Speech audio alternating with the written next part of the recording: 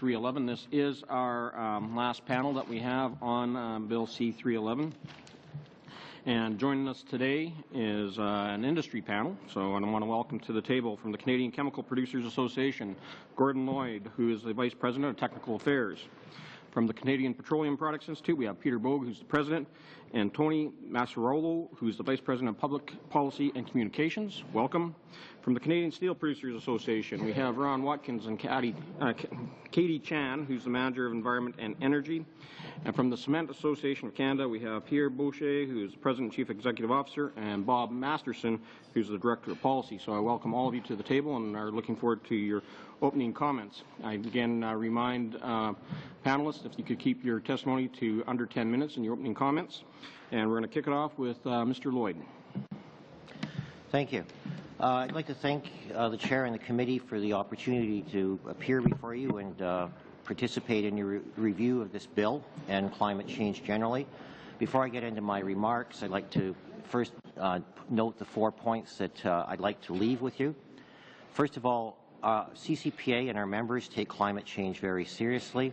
Our members have gone well beyond Kyoto in their reductions, and to keep improving and keep that track record, we need to stay globally competitive. Here, government policies are critically important for us. Most important in terms of government policy, we need the Canadian government to proceed in pace with the U.S. in managing greenhouse gases. Canada's system must be comparable to the U.S. for competitiveness reasons, to avoid U.S. border measures, and to recognize the overall integration between our two economies. This doesn't mean being identical to the Americans. There are differences in the Canadian situation that need to be recognized, and where we can, we should try to do things smarter than the Americans. But moving with the U.S. is a far better approach than developing a plan on our own. In terms of the specific bill, we don't think Canada should lock into the targets that the bill requires. We don't know if Canada can meet those targets. Buying credits, not reducing emissions, would be the result. That approach could cost billions of dollars. The recent Suzuki-Pembina study estimated that could be $6 billion by 2020, and we think those costs could be even higher. We don't believe this bill is the right framework to manage climate change. I will outline a framework that we think could work, one where the government is doing the right thing and moving apace with the Americans, and one where the government is on the right track but needs to move further along the road in improving capital cost allowance and in using a technology fund. So first I'd like to talk about the performance of CCPA members. What CCPA has achieved in climate change is shown in the attachment 1 that you got in the brief previously.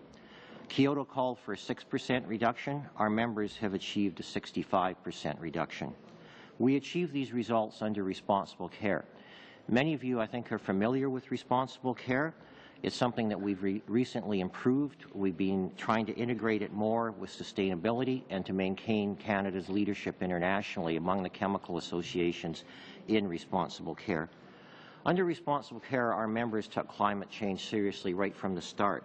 Back in 1992, after the Framework UN Convention started, we started to track and publicly report on our emissions, and we've been improving our performance ever since.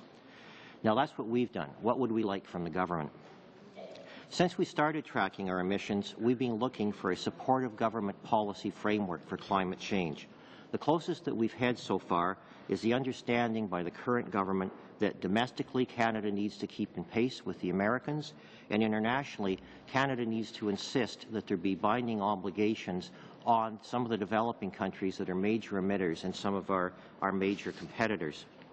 So the government policy is sound in that area, but the government policy needs to go further in supporting technology development and new capital investment. Much of what influences investment in Canada is frankly outside of government control, like international trade flows and developments in markets like China, Brazil, India, the Middle East. Other important factors like the value of the dollar, the government can try to do something about, but they really can't do much. But we feel there are 3 broad policy tools that we think would be very powerful that the government should be using. First, and here the government has it right, is proceeding in pace with the Americans with alignment. Second is improving the accelerated capital cost allowance. And third is using a technology fund as part of the compliance measures for climate change. On these last 2 points, we believe the government's moving in the right direction, but needs to go further. Before I talk about where we'd like the government to go further on those 2 points, I'd just like to say a few more words about alignment with the U.S. Alignment of Canadian climate change policy with the U.S. should be based on taking generally consistent approaches, but not on being identical. This is critical for sectors like chemicals that are energy intensive and trade exposed, what have become known as the so-called EITE sectors. Not a very good acronym, but you can't even pronounce it. The Canadian products sold into the U.S. represent about 57% of Canadian chemical production, so the U.S. is overwhelmingly important for us. Earlier this year, CCPA saw that the U.S. was moving towards a cap-and-trade approach. We recommended that the Canadian government do likewise. We also recommended that Canada not propose a specific cap for the EITE sector at this time. Instead, we believe that we should be informed by the cap that the U.S. legislates for their EIT sector. Our cap should then be comparable to or possibly slightly lower than the one the Americans set for sectors like chemicals. A lower cap is, in fact, justified. Canada's trade exposure is far greater than the U.S. Canada exports and imports roughly about 4 times as much as the U.S. does. And also, as attachment 2 to our brief shows, it costs a lot more to reduce emissions in Canada than it does in the U.S. So now these factors would justify a less onerous cap in Canada, but that's not the only consideration. If the cap is less in Canada, there is a threat that is very real to us of border adjustments being added to our products at the U.S. border. If the Canadian cap is higher, our manufacturing costs will increase and imports will be more attractive in Canada. So this is a very difficult balancing act, a question of striking the right balance. And once we know where the Americans will land, that's the balance that Canada will need to strike. So for alignment with the U.S., Canada seems to have the right climate change policy. For accelerated capital cost allowance and the technology fund, we think the government plan is in the right direction but needs to move further and be improved.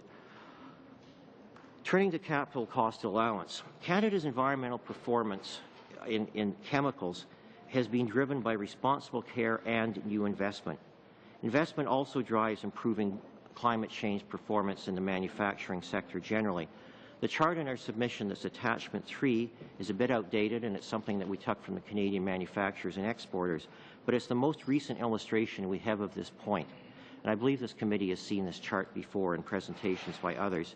It shows capital investment is the key to reducing emissions intensity in manufacturing. This fact is a critical foundation to build on for climate change policy. A very important contribution that this committee could make to climate change policy would be to recognize the link between new capital investment and improved environmental performance. Improving the capital cost allowance would have a significant impact in attracting new investment and returning to the levels of environmental performance that the chemical sectors and others in manufacturing had during the booming 1990s. CCPA has discussed our recommendations to improve the accelerated capital cost allowance with the Finance and Industry Committees. They've understood the competitiveness and productivity arguments. But the environmental dimension of this issue is an important additional aspect that this committee can and should contribute to. A solution the government could implement now, and that all parties supported in an industry committee report in 2009, is extending the accelerated capital cost allowance for new machinery and equipment. While the measure has appeared as a line item in the past few budgets for a 2-year time frame, the time frame we really need is a 5-year period. This is an important policy from both a competitiveness and an environmental perspective. It is a climate change plan that can work, and we hope it would have this committee's support. Turning finally to the technology fund, designing a sound technology fund would be a very powerful tool to support greenhouse gas reductions. The fund should encourage both investment in transformative technologies, but also improving current technologies.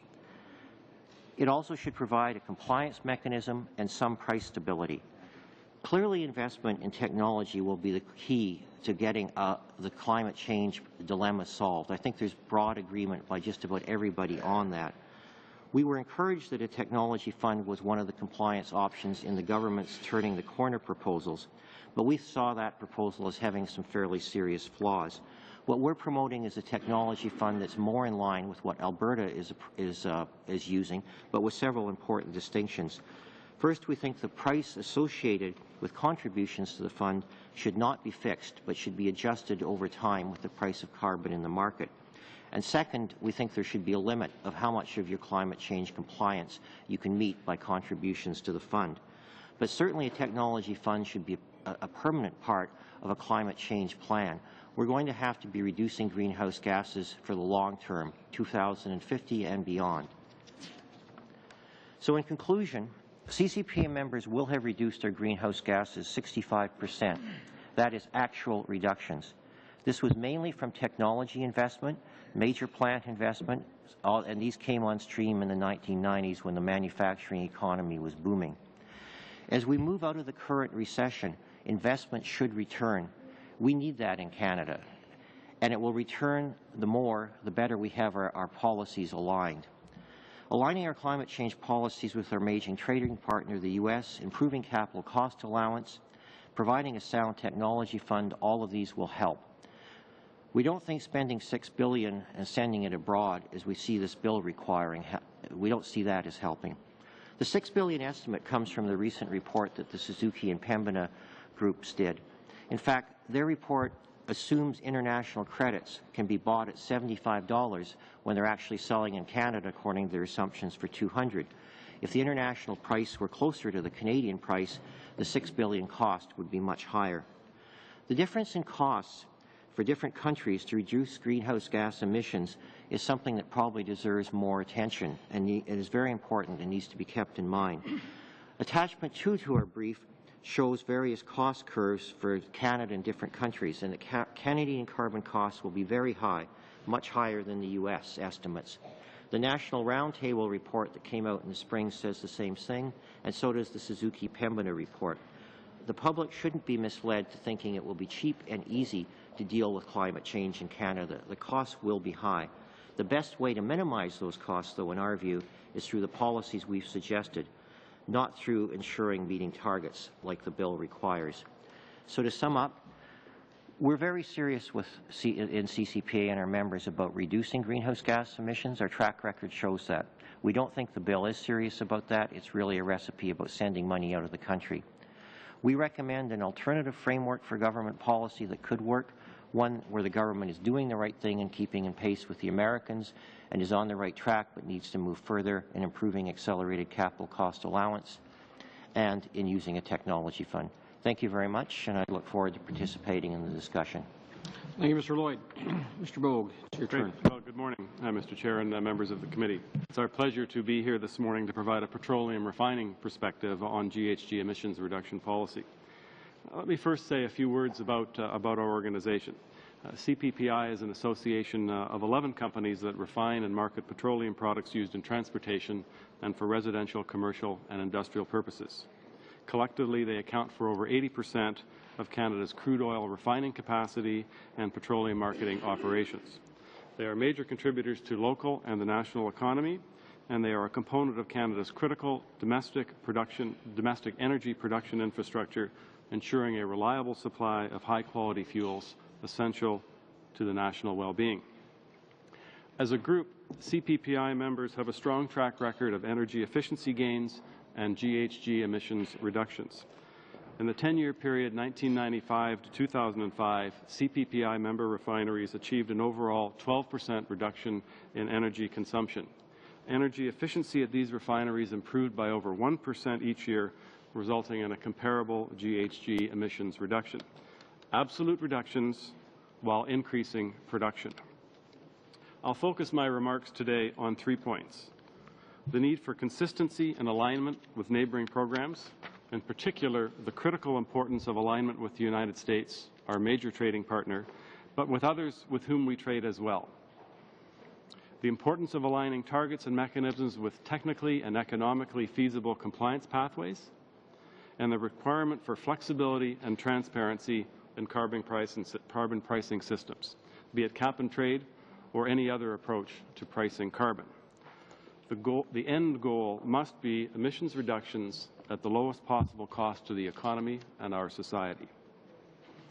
Canada is a trading nation Much of our economy is energy intensive and trade exposed, including the petroleum refining sector. So the concept of jurisdictional consistency and alignment of reduction targets and burden is critical. But that is not to say identical, for it's essential to recognize that Canada's economy is unique in the world, in particular its significant resource and energy component, much of it export-focused. So alignment, yes, but with the recognition that a one-size-fits-all approach will have negative unintended consequences for our unique economy. We believe the government understands this and has adopted the right approach in pacing and informing its approach on U.S. developments, especially as it relates to trade-exposed sectors.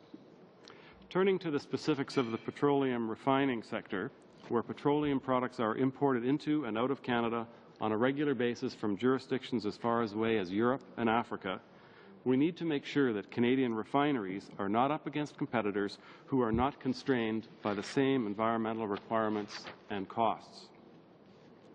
There's been much discussion recently about alignment between Canadian and American plans for climate change, and in principle, this is a matter of importance for the Canadian economy, given that the U.S. is our largest trading partner, and we are pleased that the government has made this a priority. However, the challenge will be to find an alignment approach that recognizes the fact that the U.S. is a net energy importer and Canada is a net energy exporter. A case in point. Current U.S. climate change legislative proposals do not recognize the U.S. refinery industry as a trade-exposed sector. They impose what we would see as a clearly discriminatory GHG emissions reduction burden on refiners that CPPI members would oppose. Studies clearly indicate that this approach, if implemented, would result in a substantial increase in petroleum product imports at the expense of the domestic industry and lost jobs, yet the impact on global refining emissions would be negligible. It's a recipe for emissions shuffling, not for global emissions reduction. That said, the Canadian petroleum product producers and suppliers and users all share a responsibility to minimize the environmental impact of energy production and consumption, including its global carbon footprint. Which brings me to my second point. Ensuring that compliance with any emissions reduction target and regime is technically and economically feasible within the chosen timeline. Compliance pathways that will enable obligated parties to reasonably meet the GHG emissions reduction target requirement must exist. A key component of this is recognition that many industrial sectors, refining for one, and we've certainly heard the experience of the chemical sector, have already made significant progress in recent years. And I've already mentioned our track record of energy efficiency gains and emissions reductions since 1995. Overall, Canada's industrial emissions are well down from 1990. The technical and economic challenges for significant further reductions are enormous. And in a business planning context, 2020 is a blink away. I want to emphasize, as my colleague did, that the importance that new transformative technology will play as a driver in improving Canada's GHG emission performance. Any climate change solution will require considerable effort to stimulate and support investment in new technology development and deployment. And here are some of the going forward challenges specific to our sector. First, fixed process emissions. For a typical refinery, it's roughly a 2/3 split between combustion emissions and 1/3 what we call fixed process emissions. Fixed process emissions result from the chemical processes that are core to the production of high-quality, clean fuels. There are no known technological means to reduce them other than turning down the dial on production. Second, the Canadian refining sector is subject to a variety of regulations regarding the composition of transportation fuels that bring with them trade-offs in terms of environmental priorities. Perhaps the best example of this is the desulfurization of fuels, which has been an ongoing process in Canada over the past decade and one that continues today as the focus moves to marine and off-road diesel fuels. Without question, these cleaner fuels make a significant contribution to cleaner air. The removal of sulfur is a key driver behind the more than 90% reduction in noxious vehicle tailpipe emissions achieved over the past 20 years. Desulfurization of gas and diesel fuel. Benefits? Absolutely, but at the expense of higher GHG emissions because of the more intensive processing required. Third, let's face it, the refining sector's greatest impact on GHG emissions comes from the consumption by Canadians of the refined petroleum products we produce.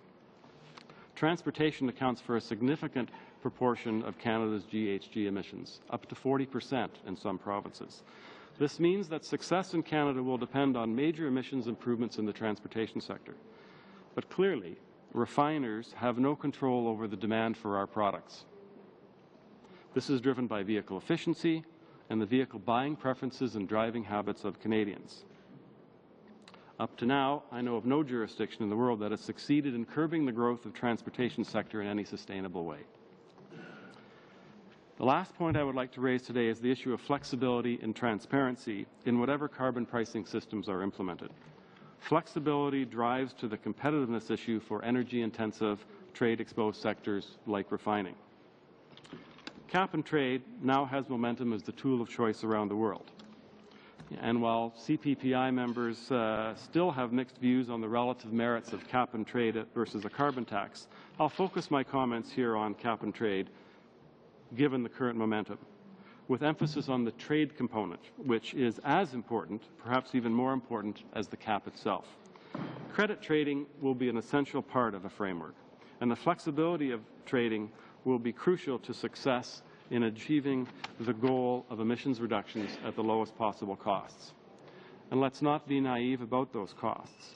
The 2009 National Roundtable on the Economy and Environment report, Achieving 2050, estimates the cost of carbon at $100 a ton in 2020, rising to $300 a ton in 2050.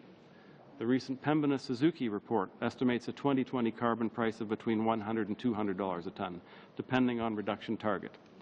So on flexibility, we have a number of questions and concerns. Will the framework allow access to emission rights in other jurisdictions? Will it allow an emitter to accumulate or bank credits so that they can be used at a later time? Will it allow credits to be lent from one time period to another, providing the end result meets the reduction objectives? Will it allow free emission credits for the industrial sectors that are trade exposed and subject to trade distortions or unbalanced imports until the cap and trade systems between competing jurisdictions complete or achieve equity with Canada? And on the issue of transparency, I'll focus specifically on the transportation sector. Will the refining sector be burdened with the ownership and management of emissions from vehicles, as well as those from our industrial processes, even though we have no control over vehicle efficiency and the vehicle buying habits and driving preferences of Canadians? We expect full transparency from the government on the impact on consumers of GHG emission reduction requirements in transportation. Related to the issue of flexibility and transparency is just the pure administrative burden as well. I mean, here, single window reporting is a key requirement and a key expectation to minimize, unnecessary costs to industry. So in closing, I urge you to consider all of the complexities and linkages between energy, the economy, and the environment as you consider climate change legislation, some of which I've described here today from the perspective of the petroleum refining sector. And finally, I want to dispel the myth that some utopian carbon-free economy fueled by magical green energy sources is just around the corner and that the journey there will be painless. The technical and economic challenges are enormous. In truth, all energy sources will need to play a role in fulfilling Canada's future energy needs. Wind, solar, hydro, biofuels, absolutely. But conventional petroleum fuels will continue to be a part of Canada's energy mix well into the future. Canadians' requirement for clean, reliable, economic petroleum fuels is not going to disappear in the next few years. As legislators, you need to reflect this as you consider legislation to address the challenges of GHG emissions reductions. Thank you, and I look forward to the discussion and your questions. Thank you. Mr. Watkins, if you can bring your comments for the cement or for the steel industry. Good morning, Mr. Chair and members of the committee. The Canadian Steel Producers Association is pleased with this opportunity to contribute to your deliberations. L'Association canadienne. The Canadian Steel Producers Association represents 10 members manufacturing steel in 5 provinces from Quebec to Alberta. Produced approximately 15 million tons of steel, had shipments of $13.5 billion, and employed some 30,000 people.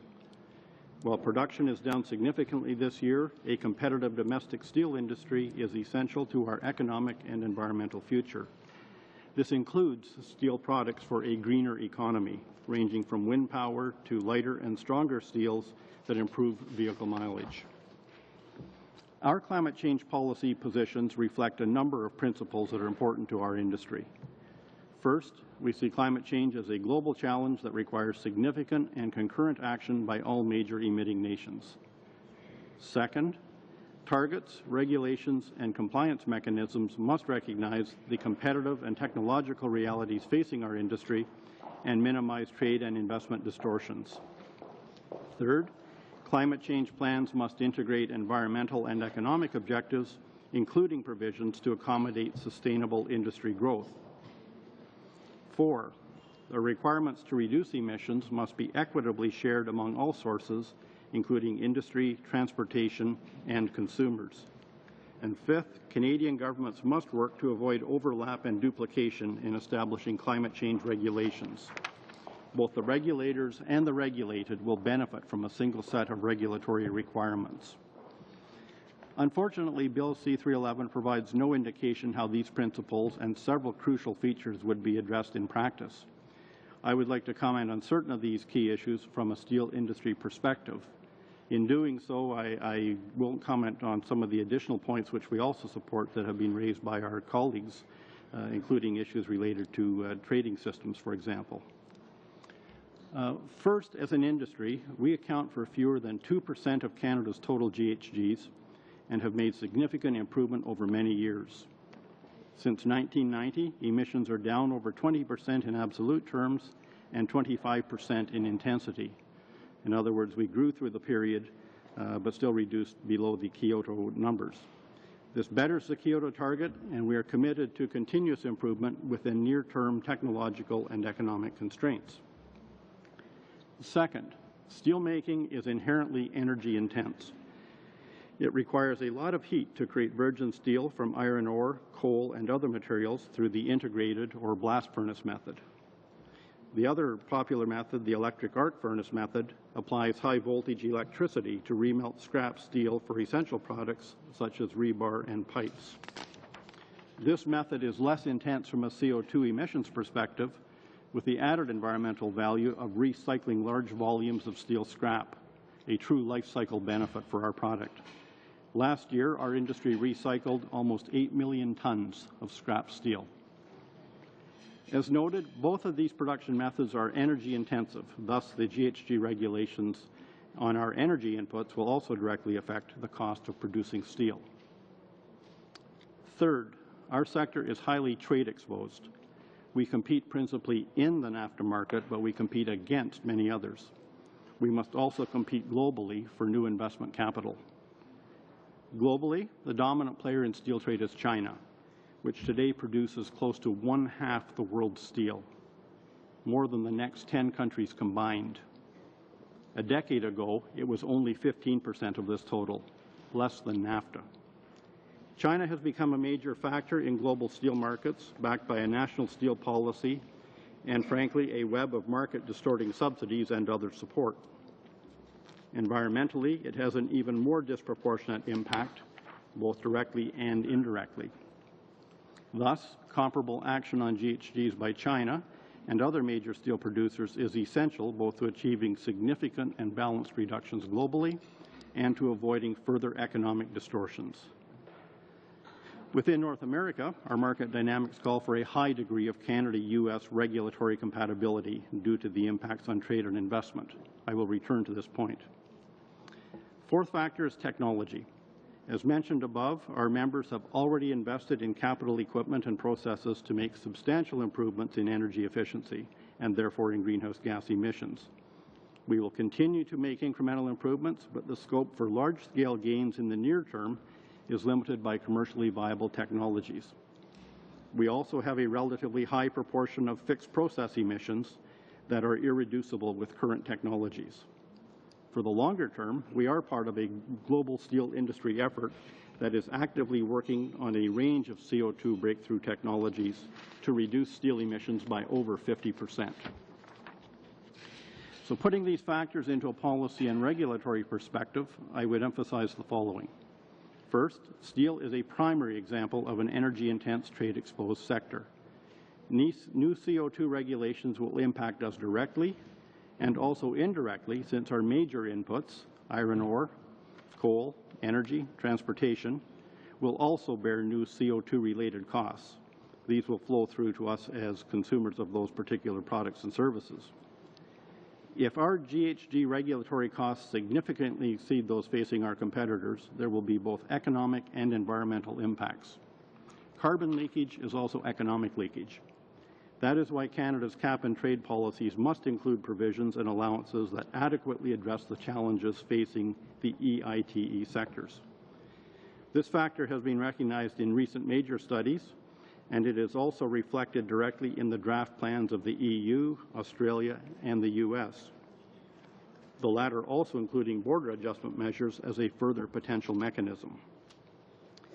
Secondly, CSPA agrees with the need for a high degree of regulatory alignment between Canada and the US to minimize trade and investment distortions. If our obligations are significantly more demanding, we will be less competitive in the market and in attracting investment to Canada versus the US, for example. Conversely, if Canada's regime is judged by the US government as less demanding, we stand to be subject to US border measures. The need for compatibility includes not only caps and timelines, but also important implementation conditions at the sectoral level. Turning to technology, we seek policies to facilitate investments in near-term process improvements and other measures directed at longer-term global efforts to develop new low-carbon breakthrough technologies for steelmaking. This has implications for fiscal measures, such as capital cost allowances, conditions for the earlier proposed technology fund, and in some cases, direct spending on government R&D programs. Finally, the bill includes provisions that allow subnational jurisdictions to set different climate change policies. This creates potential overlap, duplication, and inconsistency, which will make compliance more costly and investment planning more complex. We encourage the federal and provincial governments to agree, in effect, on one set of rules and compliance procedures. In summary, Mr. Chair, while our steel industry is a relatively small part of Canada's GHG emissions, we have a significant record of progress to date.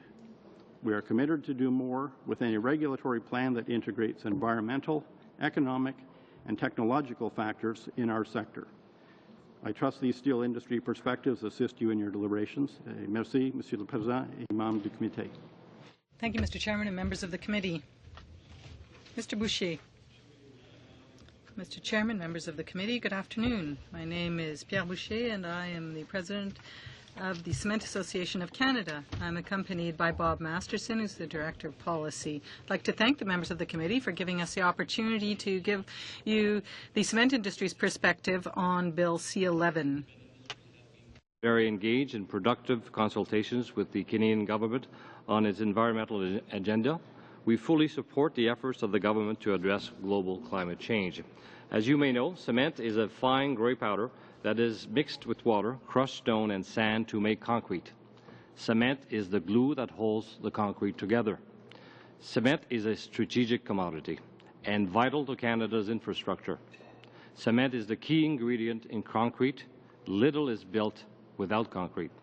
Globally, 2.5 billion tons of cement is produced annually. Global cement production is expected to double to 5 billion tons by 2050. In Canada, 14 million tons of cement is produced annually, 10 million tons are consumed in Canada, and 4 million tons are exported to the U.S. Chaque année, les Canadiens utilisent en moyenne. Canadians use on average 30 million cubic meters of cement per year. That is 1 cubic meter for every Canadian. When considering cement emissions reductions, it is important to take into account that 60% of the total emissions associated with cement production are fixed process emissions. These fixed process emissions are a direct consequence of the chemical reaction resulting from heating limestone, the raw material required to make cement. These process emissions cannot be reduced.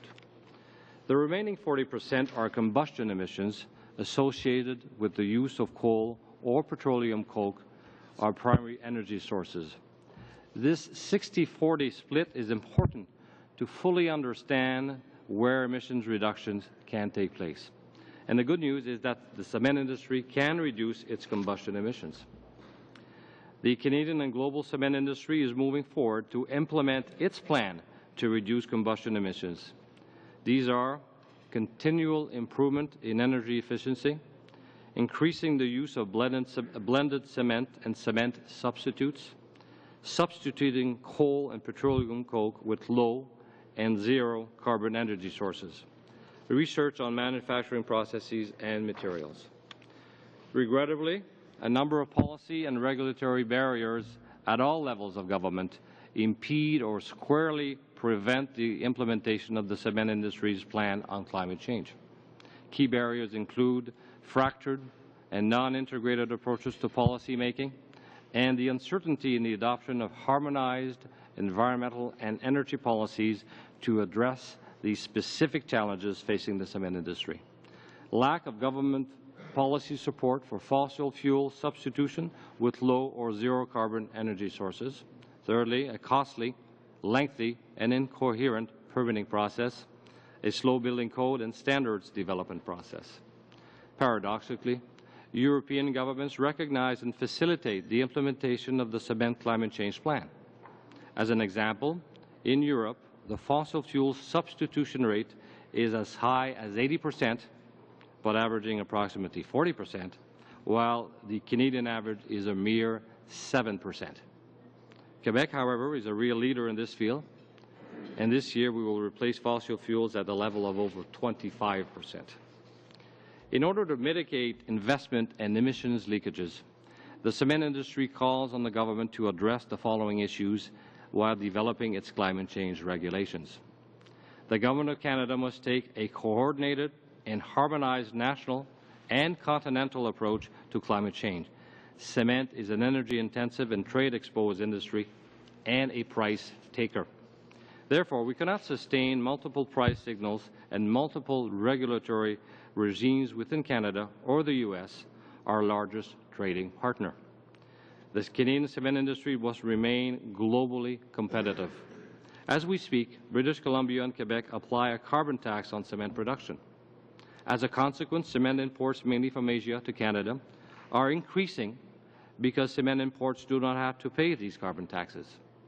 The end result is the following: a net increase in global emissions from cement production in countries which oftentimes have less stringent environmental regulations. Secondly, a net increase in global emissions resulting from the transportation of cement from Asia to Canada. And thirdly, the creation of an uneven competitive playing field. The Canadian cement industry cannot be subjected to both a cap-and-trade regime and carbon taxes. All this simply leads to investment and emissions leakages. In addition, a one-size-fits-all recipe for climate change does not work. The cement industry has been calling for a sector-based approach, since it is essential to take into account the specific characteristics of the cement sector when designing a climate change regulatory regime. The cement industry has developed its globally applied greenhouse gas reporting protocol that will facilitate benchmarking of the North American cement industry. In a study of Bill C-311, we encourage the committee to take into consideration the following. Firstly, the Canadian cement industry operates in a global market and faces competition from around the world. These forces are magnified in the Canada-U.S. context. The U.S. is the Canadian cement industry's single export market and, of course, Canada's most important trade partner. In designing greenhouse gas regulations, the government must align Canada's trade and climate change effort to those of the U.S. on such issues as price signals, on mid- and long-term climate objectives, avoid disruption of cross-border trade due to differences in approach to greenhouse gas mitigation. Thirdly, the Canadian cement industry cannot have divergent environmental policies imposing unnecessary regulatory frictions or allowing uncertainty when it comes to decisions or where to invest and create jobs. To conclude, we firmly believe that a cement sector approach based on harmonization and alignment with the U.S. will result in real emissions reduction and will sustain the domestic and continental competition position of the cement industry. But again, this is dependent on getting climate change regulations right. In addition, all levels of government must also introduce and or modernize complementary regulatory regimes, fiscal policies and programs that support the implementation of our climate change plan. The government must now decide on emissions reductions targets for the cement sector and continue to develop a plan with Canadian stakeholders and the U.S. government. Close collaboration between the cement industry and the government is necessary in order to implement our common GHG reduction plans and strategies.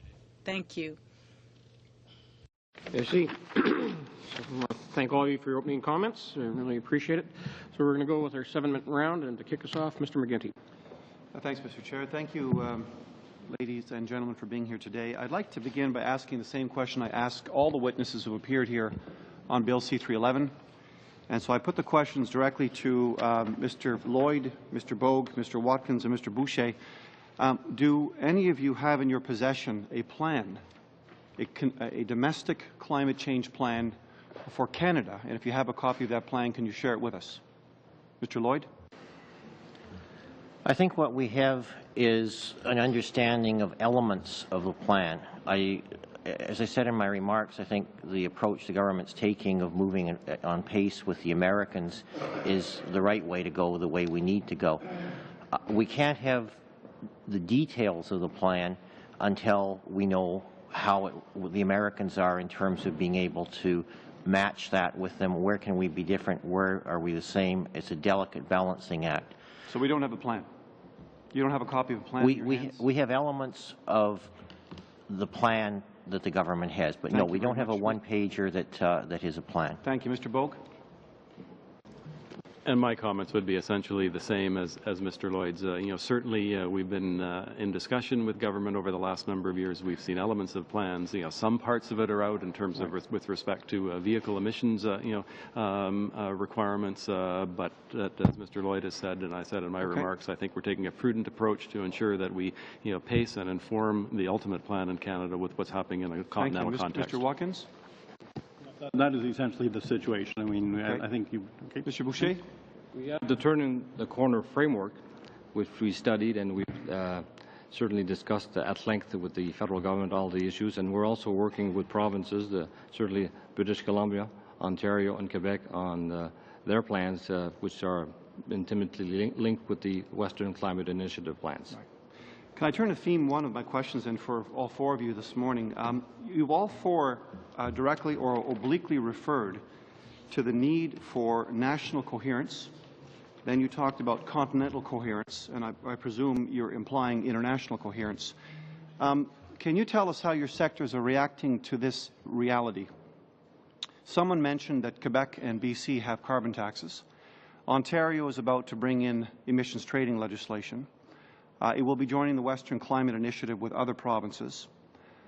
We have a 20% target from 1990 levels in Quebec, a 15% target in Ontario, a 13% target in British Columbia, and targets in virtually every province. The 8 of the provinces, when you average out their actual emission reduction targets, are 14% on average below 1990 levels from 2020. Can you help us understand, when you call for coherence in Canada, the reality is, and your own sectors have all admitted that you've already, I think you've all said you've already met the Kyoto targets and beyond. Can you tell us how you expect the government to move forward now that we have virtually your sectors going it alone, provinces going it alone, emissions trading systems being designed and finalized through the WCI and through the Northeastern Governors Organization, for example? Can you tell us how you're going to deal with this incoherence that, by the way, all of this has happened, all of it, in the last 46 months since the arrival of the Conservative government. All these measures have been brought in since their arrival. So as a result of what we now describe in the official opposition as absolutely no leadership, your sectors are now going to be penalized, according to your own testimony, because we have provinces and sectors going it alone.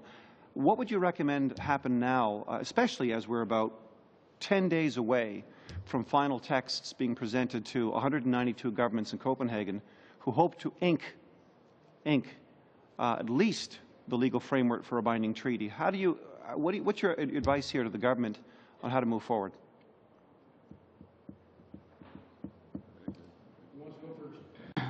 Monsieur Boucher. Certainly a distinction to be made between economy-wide targets. I think Quebec has expressed theirs, and so has the United States, Canada, or at least deliberating upon choosing an economy-wide sector target. The cement industry is much more interested in knowing the cement sector target, and we're working very diligently with the provinces on all of these issues, Quebec and Ontario, and we will want to determine our sector target for cement. That is fundamental for us. So we'll have to get down and to discuss the specificities in order to take into account the characteristics of the cement industry itself. As far as carbon taxes, I mean, it was clearly mentioned by the Quebec government just a few days ago that their carbon tax would be dropped when the cap-and-trade system comes in place for the industrial sectors. And they've decided certainly that they will be adopting a sectoral approach to determining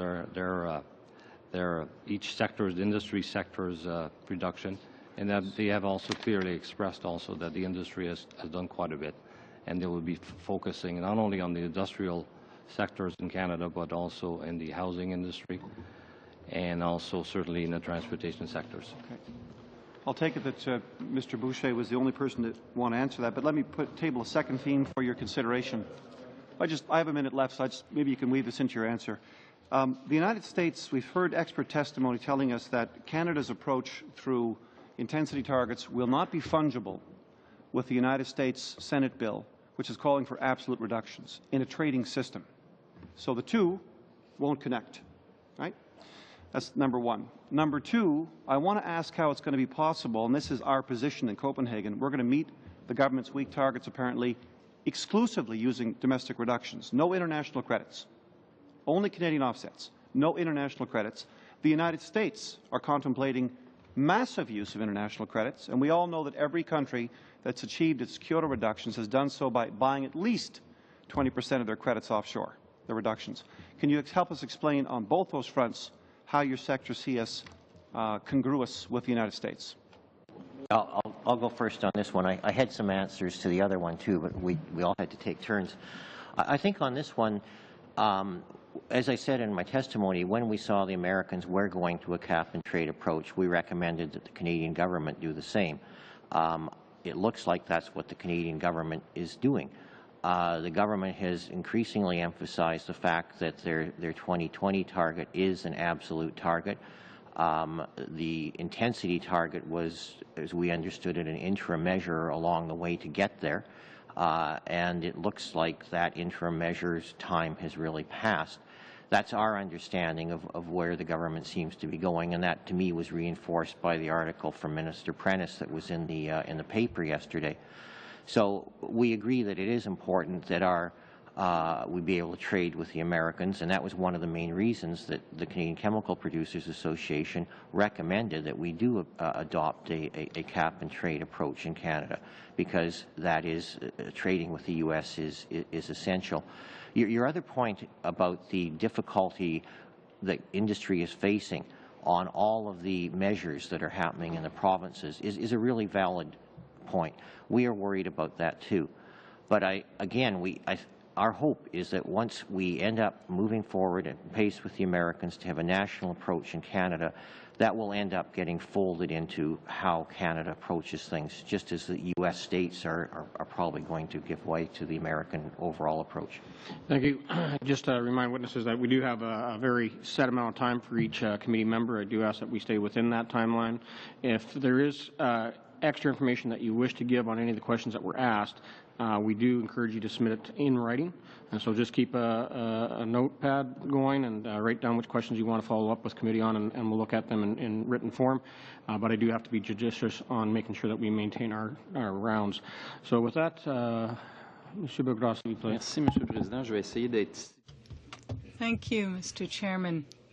I'm going to try and remain focused here. I'd like to draw your attention to Section 7 in the bill that will set limits on greenhouse gas emissions per province. There are industrial sectors in Canada, but our economic base in Canada is not the same from one ocean to another. Even when it comes to greenhouse gas emissions, just to give you an example, we have a manufacturing sector in Quebec, and that's our economic base, and they've reduced their GSGs by more than 24% under 1990 levels. But with the federal government's approach, that sector will be considered as petroleum-based industries. So I see inequity in the system.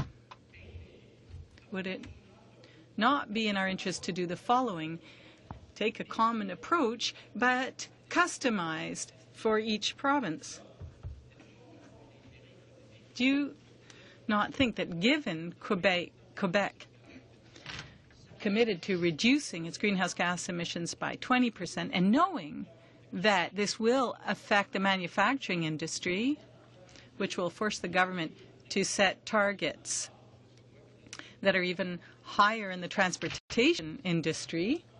40% of emissions come from the transportation industry. Do you not think what I'm saying is that because of Quebec's actions, pressure will be less on industry in Quebec as long as goals are set per province rather than per sector? Ce qui nous préoccupe davantage. What we're concerned with mainly is that there be targets for each sector. We feel that cement should have a unique plan, whether that's in Canada, the United States, or elsewhere. So we want a target for cement that would be the same throughout Canada. Okay, so you think that under Quebec's plan, the manufacturing industry should have a very strict target that wouldn't take into account efforts made in the past, you see, because that's the problem. There are industries that have taken early action, but that hasn't been acknowledged. So the available technology hasn't been accounted for. We know that there are certain limits in your industry to reduce greenhouse gas emissions. So it's probably the transportation sector that's going to be most affected because they represent 40% of the greenhouse gas emissions. So in order to achieve our goals, it's probably not the manufacturing sector that will be hardest hit. They've already reduced their emissions by minus 24%, but it will probably be the transportation industry. And so the manufacturing industry in Quebec will sort of be spared as long as they control their emissions. What I'm trying to get you to say is, should we not have a common but customized approach, just like Europe has done, that takes into account early action, demographics, the industrial sectors, technology advances, etc.? Well, yes, that's exactly what I'm saying for the cement industry. We can have a cap-and-trade system that does take into account all those factors that you've just listed. And yes, there are sectors that will have to make more of an effort, including in Quebec in the transportation industry. And I think that's been clearly stated by the government of Quebec, that the greatest effort will have to be made in housing and transportation. Yes, the industrial sectors have already contributed significantly. Well, then I just wish you good luck. Now, for the steel industry, this is my question. when Buy American came out, I thought your reaction was very good because I think the steel industry could be affected. 2 out of 3 bills that are under consideration in the various houses in the States would have a carbon tariff for countries that do not reduce their greenhouse gas emissions in certain sectors. So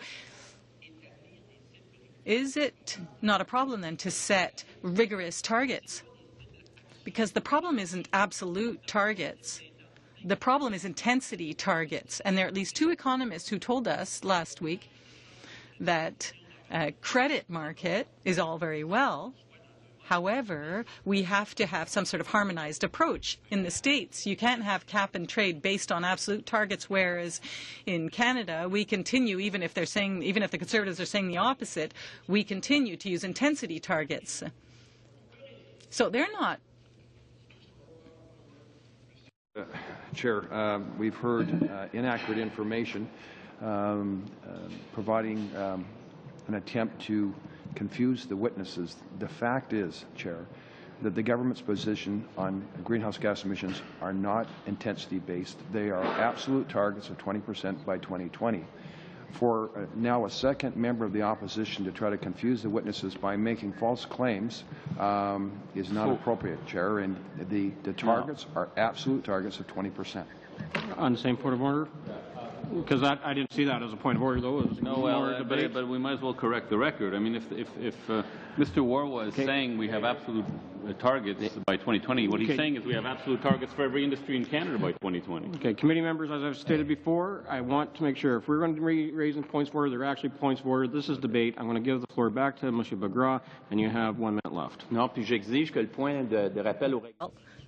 I don't think that this should take away from my time, because it's all very well to say 20% in greenhouse gas emissions reductions. I don't know why they're claiming that that's a 3% reduction below 1990 levels. Anyway, there's a bit of a contradiction there.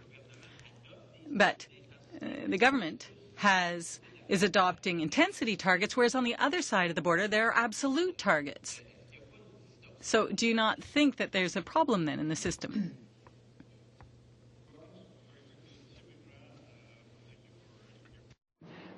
From our point of view, again, the reference point is what is happening at the sectoral level between ourselves and our U.S. counterparts in terms of what will be the regulatory obligation. I think their system is clearly moving in the cap and trade direction.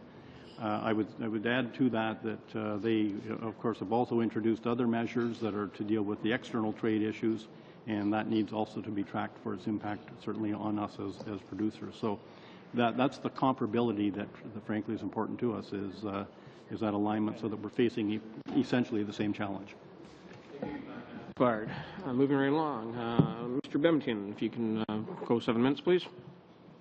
Thank you, Mr. Chair, and thanks to the witnesses for coming here today and sharing your interesting points of view, and quite importantly on this subject. I guess, you know, I want to focus back on the bill because that's what we're here for. And, you know, Mr. Lloyd, you indicated that you didn't support the bill.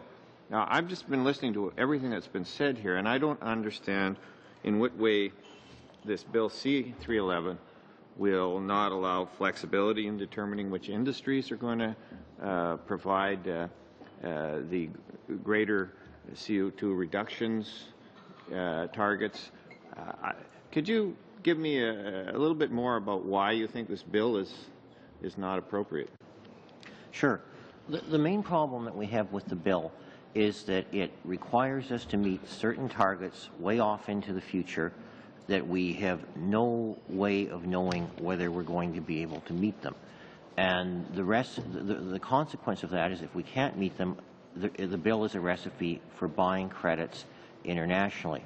Well, in our view, a much better solution is for the government to use that same money and invest in this bill, is there anywhere that it says where the chemical industry is being targeted for particular reductions? Or are you not going to be part of a larger government plan that has the total reductions coming from all industries? We'll be part of a larger government plan, But the Canadian when I say we don't know if we can meet them as a chemical industry, I also say that in terms of a comment Canada-wide.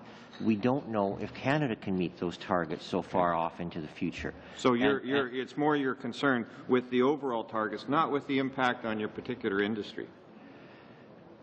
It's the main concern is this bill would drive us to spend all kinds of money internationally when, in our view, a better solution, and that should be being able to do emissions trading is a good part of how to address climate change. But in our view, there should also be an important aspect for investment in technology. Okay. And a technology fund is something that's very important. Also, investment through promoting capital cost allowance, accelerated capital cost allowance improvements would be important. That would be a better way to spend the money than the $6 billion or more that in 2020 we'd have to spend abroad by this bill. You've indicated 65% reduction in CO2 emissions. What's that done to your bottom line? Does that improve your sales or take away from your sales? Oh, it was positive, and the reasons we were able to do that was in the 90s when things were booming, we did invest in new technology and we did invest in new equipment, and we want a return to those kind of times, and that would happen with the kind of technology fund that we've talked about and improved accelerated capital cost allowance. Okay, yeah, you mentioned. I only have so much time, and I can't really want to go on to the petroleum industry, and you know what we've seen in the U.S. over the last 3 years is almost a 20% reduction in the use of crude oil. The barrels per day has gone from 21.7 million down to 18.8 million. So in effect, your industry, if you look at absolute reductions, if you look at the United States, they've accomplished quite large absolute reductions. What's the situation in Canada? In terms of product sales or in terms of emissions? In terms of product sales, how much petroleum are we producing today in reference to 3 years ago? Okay. Our petroleum product production today is relatively equivalent to what it was 3 years ago. We've seen some ups and downs, you know, over the last couple of years, particularly as the economic circumstances in the country have changed, but and some changes in the overall product mix. Diesel in particular being down now because of reduced demand because of the general economic circumstances. But overall, you know, we've seen probably over the last 3 years a 4 or 5% drop in demand. Unlike in the United States, where it has gone down significantly as a result of significantly reduced economic activity that's driven that reduction. Yeah. So, in effect, when you look at it, if trends continue in that direction, your ability to match up to absolute carbon reductions is not going to be that difficult. If you see an increase in your product volume, then you're going to have difficulty. So, what your situation is such that expansion of your industry is the question. Is your industry going to expand in the next 20 years, or are you going to decline? No, that's a good question. So, do you want to add that? It's a function of demand. Simply put, it's a function of demand of your constituents. It's a function of demand from many of the other industry sectors that use our products. But I really want to come back to the issue of Bill C-311. Okay. Very specific points of disagreement. We're not talking Kyoto anymore. We're talking Copenhagen. Number two, the rules are going to change. The rules have changed since Kyoto. The U.S. pulled out.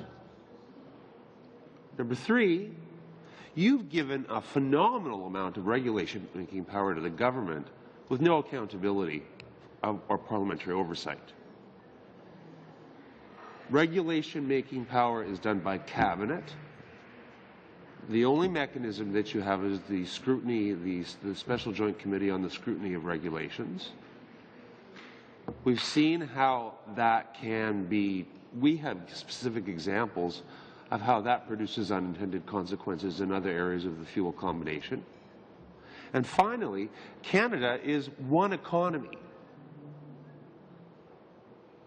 And to say that you can apportion it from province to province to province to province fundamentally defies what we have been doing since Confederation, whether it be forms of equalization, whether it be specialized programs. Money went to Quebec from the federal government. Well, thank you for your answer, and I appreciate it. I want to move, if I have time. Okay, on to the steel industry, and my question as well to you is, your main competitor is China. Are we exporting any steel to China? Essentially, no. So basically, if we're having trouble, do we have any trade agreements with China that would stop us from putting carbon tariff on their products coming into this country? Well, the issue of carbon tariffs goes to what is and is not possible within the WTO. I mean, China's essential trade obligations are its WTO obligations, which it sometimes doesn't always respect, but nonetheless, that is the trading framework. So with respect to the issue of carbon border adjustability, for example, or carbon taxes, certainly the starting framework would be the WTO, and that would apply presumably to measures other countries would take as well. So time has expired. To wrap up our 7-minute round, Mr. Warwa, your batting cleanup. Thank you, Chair. Thank you, witnesses. I have a lot of questions, but Mr. Mastriarlo, you were cut off by the NDP. I'm going to give you a couple of minutes to summarize what you were hoping to say. Well, I've actually made most of my key points. Okay. But there is one other point that I think needs to be made in respect of transportation fuels. Transportation moves people, goods, and services. It's the lifeblood of our economy. We are an export-oriented country, and we are not the United States. We don't have Thanksgiving Day weekends where families, if they haven't been laid off, are congregating all across the country to go to denuclearized families, in essence, because we live in individual communities across a very large landmass. But what I will say is that what has been most disappointing over the last, frankly, 20 years of discussion on climate change is that you have subjected industry, collectively, all of you, to about 4 or 5 different plans with no ability for businesses to do the necessary planning that is required to make the investments that are necessary. Where there have been improvements, it's been a function of cost effectiveness. It makes sense if you can lower your energy costs. But what we've seen, quite frankly, at least in the last 4 years, if not longer, is a lot of bickering on who has a better plan. And there's not one opinion poll out there that says that any of you have got it right. And you would have thought that a minority parliament would have been the perfect opportunity for a multi-partisan approach to this. And that's been very unfortunate. Okay, well, thank you for that challenge. I appreciate that. What we've heard from every witness is, even those that support 311, some of the environmental groups, said that, yes, they acknowledge that a harmonized approach with the United States, because it's our #1 trading partner, that would be the preferred way to go. And there was a logic why Europe had 27 European countries, all with different abilities and some uniqueness. They all came together with a European target, a European commitment. And Canada and the United States together have a harmonized approach, a continental target. We came up with our target of 20% absolute reduction in 2 years ago. The United States has adopted a very, very similar target that President Obama will be taking to Copenhagen. The question I would like to ask, and what makes the hairs go up on the back of my neck, is what the cost of energy will be for Canadians if we adopted 311. we heard from the witnesses that an encouragement that we have to adopt energy prices similar to what Europe, if we're accepting European targets, we'd be looking at $2.50 a litre for gasoline, that the electricity prices in Denmark were 6 times what we pay, and there would be a massive loss of jobs, that it would be a major burden put on industry and therefore a loss of jobs. So there's a lot of concern. So is there any truth to that? If Canada was to adopt the European targets, move away from a harmonized approach, and have massive increases in energy prices, what effect would that have on industry, all of your industries, starting with Ms. Lloyd? Well, that would be very negative. And in fact, I think the attachment to the CCPA brief, which is based on Environment Canada work, shows that it would be even worse than you portray, because the costs in Canada are more expensive than in Europe to achieve the same reduction targets. So it would be even more problematic than it is in Europe. That is something that we do not want to move to targets that we can't afford. That's why we've emphasized, let's use a technology fund, let's use accelerated capital cost allowance, let's get the investment in the companies so that they will achieve what we achieved back in the 1990s. And then that's the approach to take. Adopting the European-style targets is not something that we can afford right now, and it will be even more expensive for us than it is for them. Mr. Bogue? Well, as we put a price on carbon, I don't think there's any doubt that in the end, energy prices will go up. How much they'll go up, that's a matter of speculation. I mean, I'll refer specifically to, the fuel that most of you are familiar with, and that's gasoline. I mean, it's impossible to predict what the pump price of gasoline, will do. I mean, there's a variety of factors and variables at play, and ultimately, competitive markets determine what the price at the pump is. But what I can say is that when you combust a liter of gasoline, you emit 2.5 kilograms of carbon dioxide.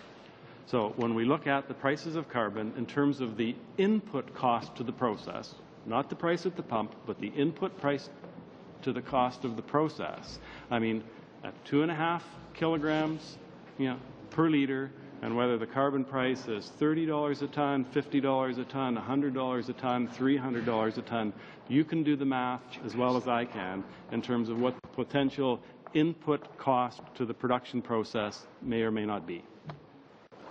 Mr. Watkins. And to kind of come back to what I was mentioning earlier, I mean, energy is a key input cost for steel producing, whichever method we use. And so if, to the extent you had much higher energy costs in Canada, say compared to the U.S., or also compared to China, for example, that would clearly have a direct competitive impact. So it's, in some respects, it's sort of less the difference between Europe and Canada, because the steel trade is much less there than with those other two jurisdictions, for example. Sure. Energy costs are very important to the cement sector. In fact, 40% of the plant operating costs are energy costs, split 50-50 between electricity and fuel.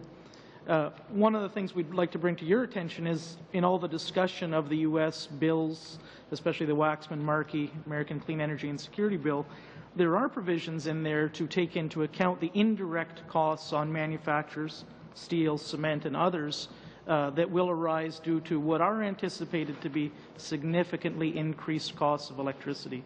So, they're working at another level of discussion than what we're having here, and getting down to the nuts and bolts of what will be the impacts on the various sectors. And it's the discussion we are trying to have here in Canada as well.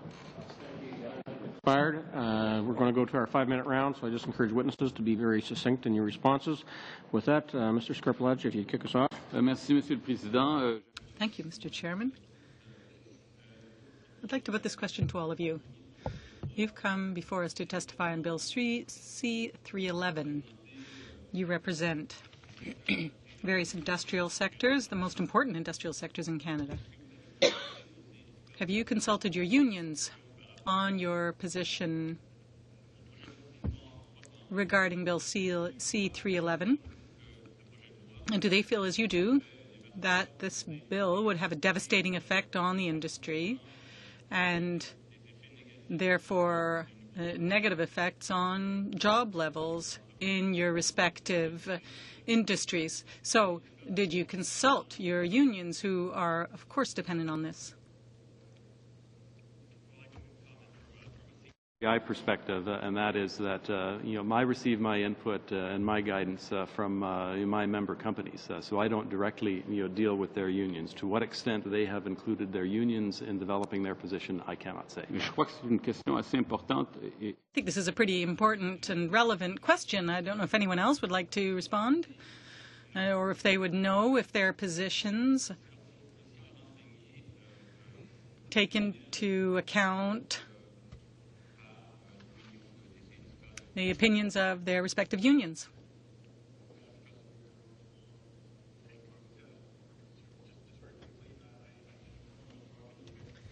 Thank you. I'll inform the member. Yes, we have discussed the aspects of climate change policy with the United Steelworkers, which is the principal union in our industry. We have not discussed specifically C311, but in terms of the issues and the concerns that I've brought forward in this discussion, we've equally had that kind of policy discussion with the union. Do those or that union share your concerns? Position would be, for example, on C311, as I say, we talked to them about the importance of addressing the competitiveness concerns, the sectoral factors. Fine, then I'd like to move on to my second question. You say, especially the Chemical Association, you say that you have made enormous advances in terms of reducing greenhouse gas emissions. And you did that at your own initiative, yourselves, and I imagine thanks to your environmental consciousness.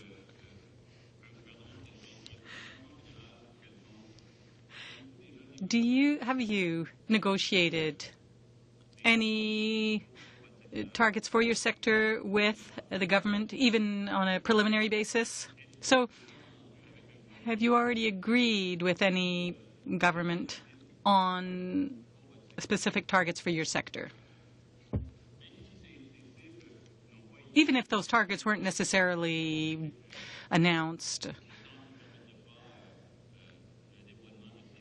So even if those targets haven't necessarily been disclosed or ratified, I would like to know if you've negotiated any targets with the federal government. Targets with the federal government. What we have done is emphasize to them the point that we need to move in pace with the Americans. No, I'm talking about, Mr. Lloyd, I'm not talking about this government, any government. Have any of the sectors represented here today ever sat down with a federal government, maybe Mr. Massarolo, you might know, sat down with the federal government and said, we agree to these targets? No, we haven't done that with any federal government. We're certainly in the process of educating not only federal governments but provincial governments of the specific issues that relate to the cement sector. So we are in the process of educating them so they have a better knowledge of what are the issues, and we will be certainly able eventually, because we must do that to determine the sectoral targets. But we are not there yet. And you've never been there, you've never had discussions 10 years ago with a government and arrived at some kind of consensus as to what your industry's targets should be in the short term? That's never happened. Mr. Boucher? Not on the sectoral level, certainly not. Mr. Marcelo? I can say that this is a function of history, but we did begin negotiations with one of the previous governments, but it was not concluded because there was an election. Oh, time has expired. Thank you. Mr. Woodworth, you have the floor. Mr. Chair, I think it's very instructive for us today, witnesses, and I appreciate your presence here. It's very instructive that representatives of the steel industry, representatives of the cement industry have joined the chorus of witnesses we've heard who have stressed the great importance of harmonization on a North American basis. I think it's instructive that the representatives of the steel industry and the cement industry have talked about the existence of competitive forces from around the world, have raised great concern that we get the balance right between economic costs and environmental benefits. And I say that because it illustrates that this is not just an Alberta concern, it's not just an oil sands concern as sometimes it's painted. Anybody with a job in a trade-exposed industry which consumes energy should be concerned, it seems to me. And Mr. Boucher, you spoke about the cement industry being trade-exposed and energy-intensive. Would you agree with me that these are concerns for anybody with a job in an industry that's similarly situated, trade-exposed and energy-intensive? Well, definitely. That is why we're saying for the cement sector, these characteristics, fundamental characteristics, must be taken into account in designing basically the cap-and-trade system. It's all in the details which are important, talking about free allowances, auctioning processes, et cetera, et cetera. But we're not at this level of detail within this audience, but all of these issues are being discussed with many levels of government right now. That's right. And so it's a major. So when we get into the details, all of these issues will be discussed in Australia, in Europe, and even to some extent in the United States right now. We're at that level of detail. I think in very specific forums. That I think is our government's concern, and it cuts across all sectors which are trade exposed and energy intensive. Now, the other thing that I've noticed is that not a single expert this committee has heard from knows of any country in the world being asked to reduce emissions at the drastic rate and cost that Bill C-311 requires. Not a single country in the world being asked to bear such a cost. And Mr. Lloyd, you made an interesting point about the fact that international credits in Canada are selling at $200 rather than $75 that the Pembina report assumes. And I just have some real difficulty understanding it, and I'm wondering if you might be able to help Canadians understand why carbon costs are so much more expensive in Canada, for example, than the European Union. Well, it's probably a factor of a number of things. One, we probably don't have as much low-hanging fruit to go after as some of the Europeans. We tend to have more modern plants. We also tend to have, particularly in provinces like Quebec, already using hydroelectric power, and so we don't have low-hanging fruit in making improvements in there in terms of going forward. Those are some of the factors that I think go into that. I'm not sure what all the factors are, but what I did find very interesting was the Environment Canada study that I provided the chart from in our submission about how much more expensive to achieve any given reduction level it is in Canada than just about any other country. Now, towards when you go off into the 2050 time frame, we kind of get a bit closer to some others, but I think confidence in these forecasts at 2050 is probably less than confidence in them at 2020 and 25. And our costs are in the range where you'd have the most confidence in, higher than anybody else's. And I've given you some reasons why I think that applies from my experience, but that may not be complete. Thank you very much. And I guess what I'm also wondering about is if there is a difference in the price of a carbon credit, say if it's $200 rather than $75, $200 in Canada as compared to $75 worldwide, I'm curious what effect that will have on for example, the steel industry. I don't know if anyone has done that calculation, but what does that do to your exports and your industry and your competitiveness, and how many jobs might be at risk in a scenario like that? Well, we haven't done that specific calculation. What we have had a look at is under the previous sort of the Turning the Corner plan, we at least tried to get an estimate of what would be sort of the cost exposure, so to speak, of the obligations that would have imposed on us. and even at much lower carbon prices than $200, I mean, it was into the tens of millions of dollars. And I think what's important to understand is that, first of all, that's kind of bottom line cost. I mean, that just flows right through to the bottom line. But secondly, looking to the future, it changes the investment dynamic. So, the trade impacts are important and would be real, but I mean, we also have to look, and this is the longer term concern, have an investment environment in Canada that will continue to attract investment, because there are options. So what Has expired, Mr. Woodworth. Monsieur Louette, vous avez 5 minutes. Merci, Monsieur le Président. Thank you, Mr. Chairman. Mr. Lloyd, you said earlier that in the long term, the reductions included in C311 are very substantial, and you don't see how they could be realized. The long-term requirements of this bill are 80%, and that's what we hear the United States will be doing for 2050.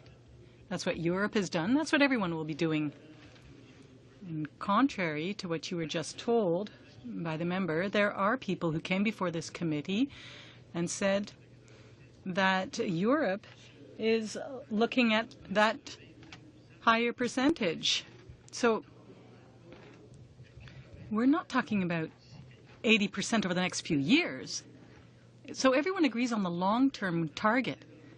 And that's what you seem to be concerned about. You said that in the long term, we don't know how we'll be able to realize those targets, but everyone has that same long-term target. Another point was made, that we're no longer in Kyoto, we're in Copenhagen. Yes, well, that's true. And Copenhagen is going to be even more stringent. Those targets will be even higher. So it's true that we're no longer talking about Kyoto, and we've moved up with Copenhagen. But what I would like to know is this, Mr. Lloyd. Why did you say that a bill like this would be at the United States' advantage, would be to the advantage of the states? Long-term targets, to have them as aspirational or objectives is one thing. To have them where the law demands that you have to meet them, that is another thing completely, and that's what this bill does. And that would require us, if we can't meet them through technology improvements and investment in new plants, it would require us then to buy them from abroad. And that's the fundamental problem with this bill. Monsieur Boucher. Okay, understood. Mr. Boucher now, and Mr. Watkins, you both work in different sectors, and you're asking that sectors be respected when it comes to establishing greenhouse gas emission targets. Now, you didn't mention another important sector. When someone mentioned that the four biggest sectors were here, I think that the forestry sector actually is part of that. And forestry workers are affected by this. So why wouldn't we look horizontally instead of vertically? Why wouldn't we move horizontally? So we look at your materials. Your materials come from the same places, except for you. But for you, they are when it comes to operating, because we're building structures. So how about we say the housing sector, for example, has to have these reductions rather than say cement and steel. Why wouldn't we take the housing sector? And then, you could, sure, you specialize. Of course, cement cannot meet the same targets as steel, etc. Well,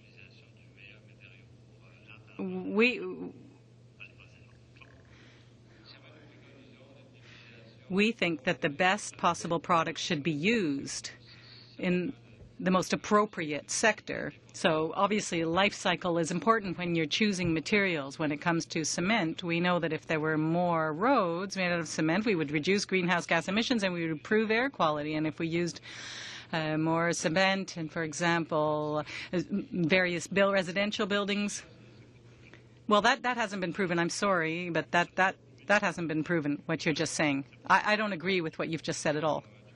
Well, it's the Government of Canada that did the study. Well, when we're talking about longevity, I don't agree. Well, longevity, durability, I mean, everyone recognizes that cement is a sustainable, long-lasting material. Okay, so you don't agree that we should look horizontally? Well, each sector has its characteristics that are unique to that sector. And if we don't take those into account, then we're going to end up with regulations that do not reflect reality. And in all countries throughout the world, they've already acknowledged that they should look at this sector by sector because there are differences, and I tried to describe them to you. Mr. Watkins. Just a quick question. You mentioned China and 50%. Does that include steel from Taiwan? C'est juste ça, Monsieur le Président. Was all, Mr. Chairman. Some questions. Just to set it into context, we've been studying Bill C-311 now for a couple of, it feels like forever, but a couple of months before this committee. So far we've heard from countless environmental non-government organizations. We've heard from those influences representing the European Union and other countries, United States of America, who would obviously give their 2 cents on how Canada should run its own domestic internal affairs, which I look at through the eyes of a bit of a skeptic. But finally now, outside of the fact that I think we've had the forestry sector and the electricity sector here before, other than that, this is the first opportunity to ask real questions of Canadians who actually represent industries, who represent real people who have jobs and are accountable to society. So I'm going to ask you, Mr. Lloyd, Mr. Bogue, Mr. Watkins, and Mr. Boucher, how many, if I can have the floor, I thought I had the floor, Mr. Chair. I certainly maintain my composure when I'm listening to other questions. Mr. Lloyd, Mr. Bogue, Mr. Watkins, and Mr. Boucher, how many people work for the various member companies in your organizations? Can you give us a number, whether it's direct jobs or indirect jobs? Well, our sector is a lot more capital intensive than it is labor intensive. I'll get back to you with my numbers off on this, but I don't have a good sense of how many folks work in the chemical sector. I think it's probably about 600,000, but that could be off base. Okay. Mr. Bogue? In the refining sector, directly, about 16,000 employees from coast to coast. We operate refineries from Newfoundland all the way to BC. And indirect jobs? Do you have any? Indirect jobs would certainly probably run up, into the tens of thousands, beyond that. Okay, Mr. Watkins. Our estimate in sort of normal times, so to speak, would be in the range of 30,000 people. The indirect jobs would reach back to sectors like mining, even transportation, for example. We're the biggest user of the St. Lawrence Seaway system, and so the indirect impacts would also be substantial. We're clearly well down right now because of the economic crisis, but in normal times, those would be the numbers. In Canada, we have 15 cement plants. We employ approximately 2,000 people directly. Indirectly, for the concrete, 15,000 people. But you must understand that cement equals concrete, concrete equals construction. That's right. Economic development. So induced jobs are hundreds of thousands of dollars. No cement, no construction. So would each of you say that is more or less relevant to, say, the Pembina Institute and how many people they hire, or the Suzuki Foundation and how many people they hire, or any of the other environmental non-government organizations and how many people they hire? I'm asking this question obviously as a bit of a cynic, but I don't expect you to know the answer. But I think I've made my point.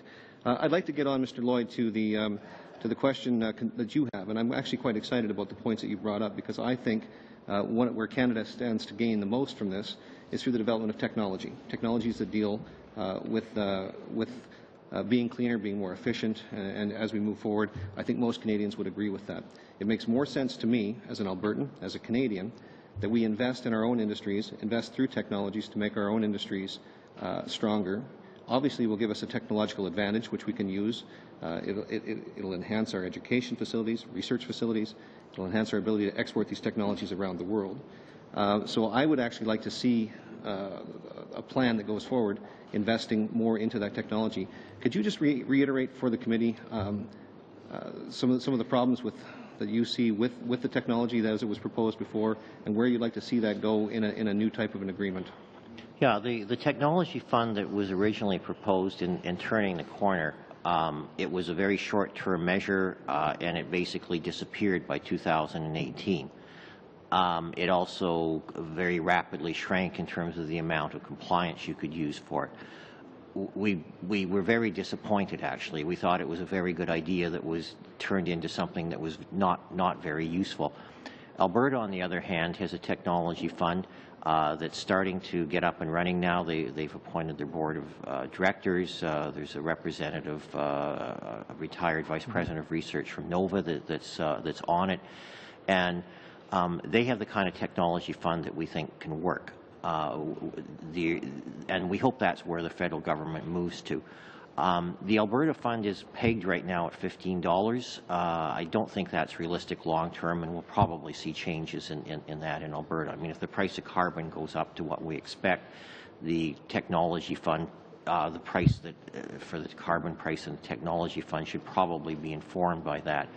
But that is a mechanism that when you can't reduce your emissions to the targets that you're assigned, you can then put money into that fund, and that will go and help develop the technology that is going to be necessary to improve our environmental performance in climate change. And we think that's an absolutely super approach. We hope that is stays in the government plan, but we hope that it's done much more along the Alberta lines as we recommend it. And it probably shouldn't take the whole amount of your compliance. I mean, there's other aspects in this as well. There probably should be some limits on it, but we think it should be able to, a significant amount of your compliance should be able to be done through contributions to the technology fund. We think that's really a good idea that initially wasn't very well designed, but can be improved greatly. Great. And now I guess Mr. Moving right along, Mr. Trudeau, you have the floor. Very much, Chair. I'd like to talk a little bit and look at the early adoption side of things. Might we just go across the different industries and hear approximately how much your various industries have reduced greenhouse gas emissions since 1990, to today? I think, Mr. Lloyd, you mentioned about 65% in your brief. Yeah, I mean, if you look at the chart one that's in our submission, we did tremendously in the 1990s, and we did that because we were putting new plants in, we were investing in technology, and the economy was such that it supported doing that. Thank you. I'm just looking for the number. Mr. Bogue? 12%. You reduced by 12% from 1990 levels. Mr. Watkins? We were 20% absolute, 25% intensity. Okay. Monsieur Boucher? 6.4% reduction in intensity and an increase in greenhouse gases because of our volume of production. Fair enough. Our 65%. 65. That's what's okay. So in 3 cases, we hit the Kyoto targets of 12% by 1990, from 1990 levels by 2012. Correct? I mean, the targets that were set and the line that was driven by Kyoto, whether it was industry or the economic circumstance or capital upgrades, you were able to hit rather ambitious targets, even though we weren't making tremendous efforts as a society to hit those targets. I think we can all agree on that. Is that fair enough? I would say that, but I would want to qualify that achievement in certainly our sector was met with a tremendous effort to do that. So I wouldn't want to minimize the effort and the cost that it took to get to that 12%. Thank you, Mr. Bogue. I appreciate that. Now, my question then is, most likely that was the low-hanging fruit, things that you could upgrade. Further reductions, you might say, particularly on the order of C311, would be significant challenges, I'm sure. But I'd like to talk a little bit about the government's targets of 2006 level as a baseline level and a further reduction of 20% from that. How easy is it going to be for you all to reach the 20% from 2006 without looking at any credit for early adoption of what you've done during the 90s, for example? That will be a challenging target. We probably won't be able to meet it by actual reductions. That's why being able to contribute to a technology fund is so important. The better capital cost allowance treatment we get, though, the better we'll be able to have new investments that will help us actually meet it through reductions. Thank you. Mr. Bogue. It will be very challenging, if not impossible, for the refining sector, in part due to that split between combustion and process emissions that I recognized earlier, because 1/3 of those emissions, other than turning down the production dial at a refinery, you can't eliminate and reduce those emissions. Thank you very much. Mr. Watkins? I think, in essence, equally difficult, and also to the point of fixed emissions. In our sector, it's over 60%, so it would be very challenging indeed. Very challenging. And Monsieur Boucher, évidemment, ça va être difficile. And Mr. Boucher, obviously it would be difficult. Okay. So, since the 2006, since the various plans of turning the corner attempt at the various things, what kind of support directly has your industry received from this government in terms of reaching and helping you and encouraging you to reach these targets that they are putting forward? The most positive thing has been on the accelerated capital cost allowance. The fact that it hasn't gone to the 5-year term and it's stuck at 2-year terms has limited the effectiveness of that. But certainly the 2-year terms have been better than nothing. And that's something that we were very pleased that there was all-party agreement on in the industry committee, and it was implemented. But as you said, it's still not going to be enough to help you reach that. No. Is that sort of a similar?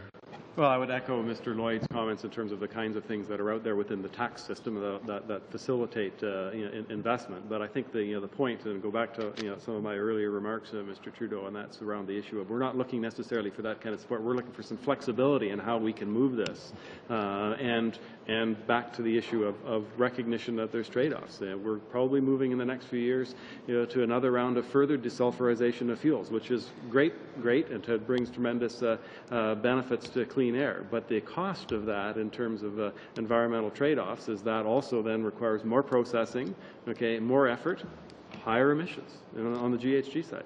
Thank you. I think just a brief little, I think what we've seen is that the targets, whether we're talking about 311 targets or these targets proposed by the government, are nothing unless there are concrete measures and proper help towards achieving the kinds of things we're trying to do. And I have to cut you off at that point.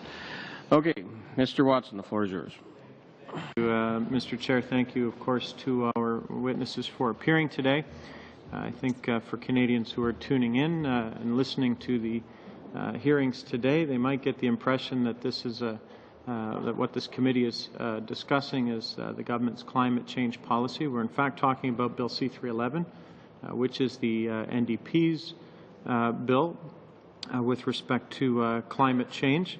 And while while we appreciate the general discussion on climate change policy, I mean, we could have been talking, for example, about the Liberals' failure to meet their -20 by 1988, over 1988 emissions by 2005 in their Red Book 1, for example, but we're not here to talk about that. We are talking about C-311. Mr. Lloyd, I do appreciate your comments with respect to the accelerated capital costs to not only inform the work this committee does, but of course we are in pre-budget with respect to the upcoming budget in the new year. So those concerns will certainly, I'm assuming you've already made presentation on that committee, but we can certainly make that a discussion as well. I will point out that was originally a unanimous resolution from the industry committee supported by all parties. Fortunately, the 3 opposition parties at one time or another have voted against those measures in budgets. But on to C-311. One of the things that we've heard in testimony already before this committee, which I think is very important, it's not the government's opinion, it was an industry's opinion. We had the Pew Center on climate change, as well as Environment Northeast, who've appeared before this committee, talking about the negative consequences of widely dissimilar targets between Canada and the United States. And just to get us onto sort of a page where we are talking about apples to apples here, the Government of Canada's target translated to a 1990 baseline is roughly -3%. The USA target, depending which one you take, neither of the targets reaches minus 10%, so it's a single digit over 1990. The NDP's targets, we're talking about minus 25 by over 1990 by 2020. Both of these organizations talked about serious trade problems that could arise, that this could create political problems as well. I think one of them that they mentioned was the flow of investment out of Canada and into the United States if we had a significantly more rigorous target within a cap-and-trade system than the United States. Can you comment what widely dissimilar targets within that kind of a system would mean to your industries? Would that mean, can you confirm whether or not that would mean a capital outflow, the purchase of credits, for example, on the U.S. side, where it might be cheaper, et cetera? Can you walk us through what that will mean for your sectors? Mr. Bogue, I don't know if you want to start with maybe Mr. Lloyd. Yeah, no, I think it's important that we have targets that are very similar in our sector to the Americans for the reasons that you've outlined and that I talked about in our submission. If we're much less owners than the Americans, we're going to face border measures, and we're very concerned about that. They're a hugely important market for us. If we're much higher than the Americans, it's going to be competitively difficult in Canada. So we have a very narrow window to play with. And it's also a sectoral window, too. One of the reasons it's important to move in pace with the Americans is their system is so much in flux. And, you know, there's speculation in The Economist magazine a couple of weeks ago that possibly some of the manufacturing sectors may not be covered in the States. Now, that's not their current legislation, but we need to wait and see how that fleshes out. Before I go to Mr. Bogue, just so we're not being euphemistic about it, competitive disadvantage means job loss, does it not? Yes. Okay, thank you. Mr. Bogue. You know, for our sector, you know, the situation would be the same. I mean, this is a sector that's already under tremendous stress in a North American context, and I would emphasize that in terms of refined petroleum products, there is no unique Canadian market. I mean, it is a continental market with a free flow of fuel products across our border and for products into and out of North America. And so this is an industry that's already under tremendous stress. We see a considerable amount of refinery rationalization in the United States as utilization levels have dropped below a level that a number of refineries are no longer economically viable. And we see all the kinds of stresses already in Canada with respect to the investment environment for refineries. There was on the table a couple of years ago a potential new refinery in Sarnia. That decision has now been made to not do that. We've seen a significant retraction in Atlantic Canada, where there was a new refinery proposed for for Newfoundland. That's gone. A new refinery for New Brunswick. Well, that's at least shelf for the foreseeable future. So those are the kinds of things that ultimately influence the investment climate for our industry. Mr. Watkins. To elaborate on the points by my colleagues, clearly there's that issue of Canada versus U.S., and that if we were put in a position where we had to, in essence, either face a carbon tax in the U.S. or buy carbon credits to somehow match up, that clearly has a direct economic consequence for producers here. I mean, the other factor, frankly, between, you know, even if Canada and the U.S. more or less move in lockstep, is this growing dominance of China in terms of world steel trade, and that's really a core factor in our industry. And if China's not facing obligations such as we are, that trade impact and investment impact is important to us as well. Before we make our last questioner, I just want to remind committee members that this is our last panel of witnesses, and so we are going to be moving to clause by clause next. Please submit your amendments to the bill, if you have any, by 5 o'clock today. With that, last but not least, Mr. Braid. Mr. Chair, thank you very much to all of our witnesses for being here and for all of your presentations this afternoon. I'll start just with two questions. The first one for you, Mr. Bogue, and then the second one to Mr. Lloyd. And if we have additional time after that, I'll proceed from there. So my first question, Mr. Bogue, in your presentation, you indicated that one of the things we also need to look at in terms of the importance of reducing greenhouse gas emissions is to consider changes and improvements to the sector of the economy that uses your product or much of your product, and that's the transportation sector. Is it fair to say that you applaud the federal government's recently announced changes to improve tailpipe emission standards? Well, certainly, as I mentioned in my remarks, that as refiners, we have no control over ultimately the demand for our product. But one of the ways that you can alter that demand and ultimately alter the emissions is to improve vehicle efficiency. And certainly, that's one of the steps that we see as a part of an overall approach to the transportation sector, is steps to improve vehicle efficiency. Again, though, in line with what's being done in the broader context of what is a highly integrated North American market, which is exactly what we're doing. Now, do you have any other thoughts or recommendations with respect to enhancements that we can make or improvements that we can make to the transportation sector? I know it's somewhat outside of your area of expertise, but any other? Well, I'm not an expert, obviously, in those sorts of things, but certainly, our view and the view that we're trying to work with a number of provinces who are looking at fuel issues is that you can't look at the fuel exclusively. That transportation emissions ultimately are based on what we use the description of a three-legged stool. You've got, fuel carbon intensity, you've ultimately got vehicle efficiency, and then you've got driving habits and vehicle usage. So you really do need to take a systematic approach that looks at all three of those legs of that stool in a systematic approach if you're really going to be serious about driving down transportation emissions. Great. Thank you very much.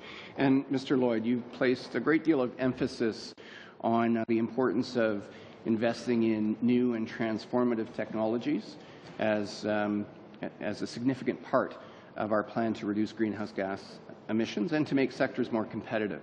Could you just briefly touch on some of the immediate opportunities in your area for new technology and some of the opportunities over the short to mid-term, which I would define as 3 to 5 years, and what that looks like in your sector? Probably most of these are more medium and long-term, not short-term.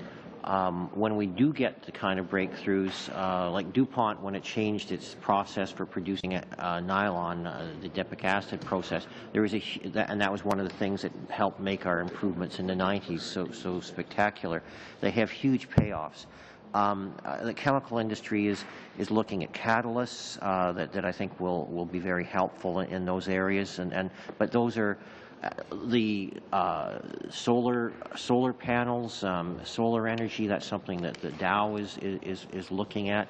Some of that is more near term, and one of the impacts of our sector, we provide chemicals that go into making insulation and the types of things that improve ordinary energy efficiency. That's not high tech, but there's incremental improvements that happen in that, and some of those could be short term as well. So that's happening all the time, and that's what we really think we need to put our support behind. And finally, with our remaining 1 minute, Mr. Watkins, could you speak to areas of opportunity for new transformative technologies in the steel producers industry? Thank you. No, absolutely. In fact, the World Steel Association, which is the global industry association, has a very aggressive program on CO2 called the CO2 Breakthrough Program, and it is looking at technologies including, for example, carbon capture and storage, which is potentially applicable in our industry as well. I think it's often thought of only in a oil and gas context. Electrolysis, hydrogen. I mean, there's a number of technologies that are being examined around, researched around the world, and here in Canada at McMaster, there's research, for example, on it's called carbonization, but in fact it's to produce benefit, not more. So this suite of technologies, and then we're trying to pursue those collectively through the World Steel Association. We also participate in the Asia-Pacific Partnership with another 6 countries, including the U.S., China, Japan, and so on. So there's a lot going on. Thank you very much. Just remind witnesses that if there was any questions that you felt that you wanted to answer and never got a chance to, I encourage you to put them in writing and submit them to the clerk as quickly as possible, since we are going to be proceeding to clause by clause fairly soon. Not today, but this week on the bill. So again, on behalf of the committee, I want to thank all of you for your insight and thoughtful presentations and your conversation today. So Mr. Lloyd, Mr. Bogue, Mr. Massarello, Mr. Watkins, Madam Chang, Mr. Boucher, and Mr. Masterson, thanks all for appearing. Did you have a question, Mr. Bevington? Yeah, just wanted to check on the status of the minister coming in front of the I believe committee that we sent the letter requesting him. He is trying to look at a schedule to make himself available to appear before committee. He's got to do it before the 10th, eh? Yeah, before then. So that's what we are trying to get him here, but it all depends on his schedule. Monsieur Bigara? Est-ce qu'au moins vous avez... Have you at least received any sort of acknowledgement of receipt of the letter on the part of the minister? They're aware of it. So with that, I'll entertain a motion to adjourn. Mr. Watson, we're out of here.